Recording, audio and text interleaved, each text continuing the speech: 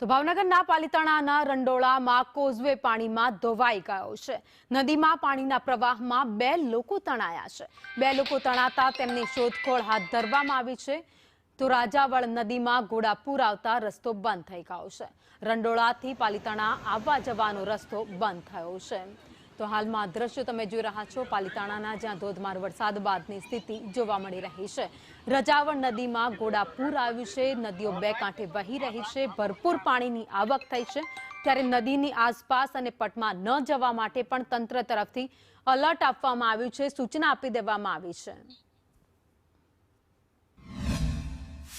હવામાન વિભાગની આગાહીને લઈને ભારે તારાજી સર્જાય છે, ત્યારે કમોસમી વરસાદ વરસતા પાલિતાણાના ગ્રામ્ય પંથકમાં ભારે તારાજી જોવા મળી રહી છે। ત્યારે વહેલી સવારથી ધોધમાર વરસાદને લઈને કોઝવે પાણીમાં ગરકાવ થયો છે। તમને લાઈવ દ્રશ્યો બતાવવાનો પ્રયત્ન કરીશ। આ રંડોળા પાલિતાણાને ટાણા જોડતો રોડ છે અને ભારે તારાજી જોવા મળી રહી છે અને નુકસાન પણ જોવા મળી રહ્યું છે। વહેલી સવારે 2 લોકો તણાયા હોય તેવી પણ માહિતી મળી રહી છે। આપણે સ્થાનિક સાથે વાત કરવાનો પ્રયત્ન કરીશું। જી કાકા, તમારું નામ? તેજાભાઈ નરસિંહભાઈ, ગામ રંડોળા। પરિસ્થિતિ બહુ ખરાબ છે અત્યારે। શું કે 38 ઇંચ વરસાદ પડ્યો છે, આ કોઝવે તૂટી ગયો છે।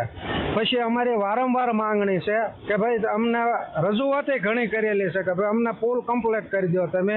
અમારા બાળકો વાડી વિસ્તારમાંથી ભણવા બધા આવે છે।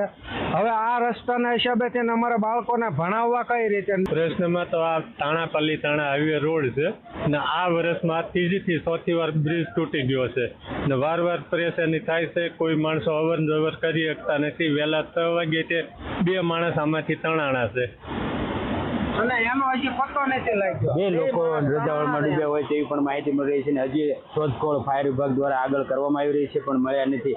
સંદેશ ન્યૂઝ